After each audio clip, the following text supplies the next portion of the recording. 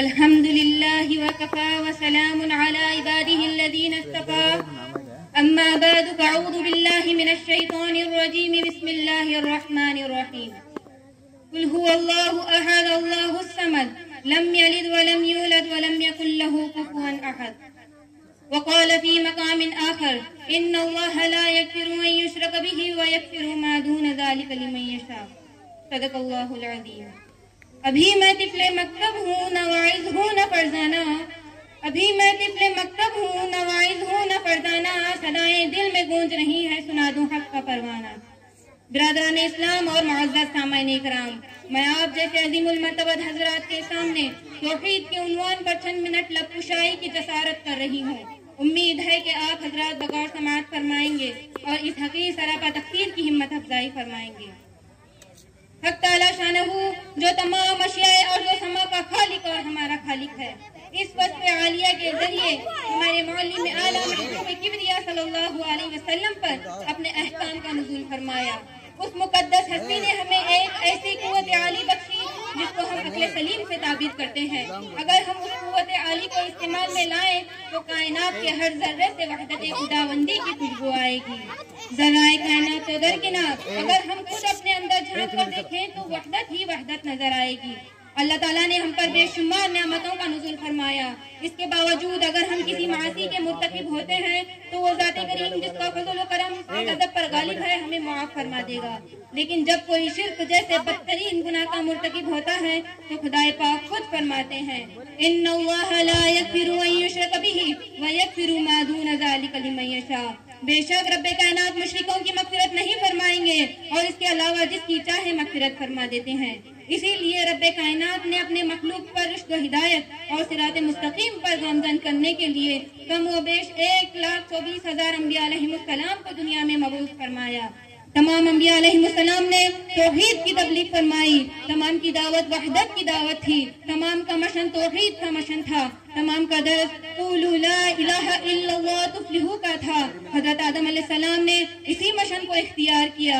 حضرت نوح علیہ السلام نے یا قوم اعبدوا اللہ ما لکم من الہ غیرہ کہہ کے پکارا. حضرت ہود علیہ السلام نے اسی طریق کو اختیار کیا. حضرت شعیب علیہ السلام نے یہی سبق دیا. آخر میں ہمارے حضور پر نور صلی اللہ علیہ وسلم نے یہی دعوت دی. تمام صحابہ اکرام رضوان اللہ علیہم اجمعین، تابعین تبع تابعین اور تمام ائمہ مجتہدین کا منشا اور مقصد ایک ہی تھا، وہ توحید کا بول بالا تھا. اور آج کے دور کے علماء و اہل سنت والجماعت یعنی علماء دیوبند کا بھی یہی مقصد ہے. برادران اسلام، انبیاء علیہ السلام نے اسی دعوت وحدت کے خاطر تکالیف برداشت کی، اسی توحید کے خاطر جلا وطن کیے گئے، اسی کے خاطر لوگوں کی گالیاں، بے عزتی اور مصائب، ظلم کو برداشت کیا. جو محسن انسانیت صلی اللہ علیہ وسلم نے کوہ صفا پر اعلان فرمایا کہ اے ریگستانی عرب کے متوالوں، اگر میں یہ کہوں کہ اس پہاڑی کے حکم میں ایک لشکر جرار موجود ہے جو تم پر حملہ کرنے والا ہے تو کیا تم میری اس بات پر یقین کر لو گے؟ تو تمام نے بآواز بلند ہو کر کہا آپ صلی اللہ علیہ وسلم تو صداقت و امانت کے پیکر ہیں. آپ صلی اللہ علیہ وسلم کبھی غلط بیانی اور جھوٹ کیسے بول سکتے ہیں؟ اس کے بعد محسن انسانیت سرکار دو عالم صلی اللہ علیہ وسلم نے ارشاد فرمایا کہ اے لوگوں، ظلمت و ضلالت، جہالت و شقاوت، وحشت و بربریت کی وادی سے نکل کر شرافت و عزت، کرامت و نجات کو اختیار کر لو. اور فرمایا کہ قولوا لا الہ الا اللہ تفلحوا، تمام اس کلمہ مقدسہ کو پڑھ لو، کامیاب و کامران ہو جاؤ گے. بس اتنا کہنا تھا کہ ظلمت قدا کفر میں ایک کوہرام مچ گیا. تمام کفار مکہ حیرت زدہ تھے کہ آج محمد بن عبداللہ کو کیا ہو گیا، وہ اپنے آبا و اجداد کے معبودوں کی مذمت کر رہا ہے. برادران اسلام، اس کے بعد جو دوست تھا دشمن ہو جاتا ہے. محبت کی جگہ نفرتوں و عداوتوں کا جنم ہوتا ہے. کم وقت ابو لہب کہتا ہے اے محمد، کیا تو نے ہمیں یہاں اسی لیے جمع کیا تھا کہ ہم اپنے آبا و اجداد کے دین کو چھوڑ کر نئے دین کی اتباع کریں؟ اتنا کہہ کر پتھر برساتا ہے. ماہ رسالت کے سر مبارک سے لہو جاری ہو جاتا ہے.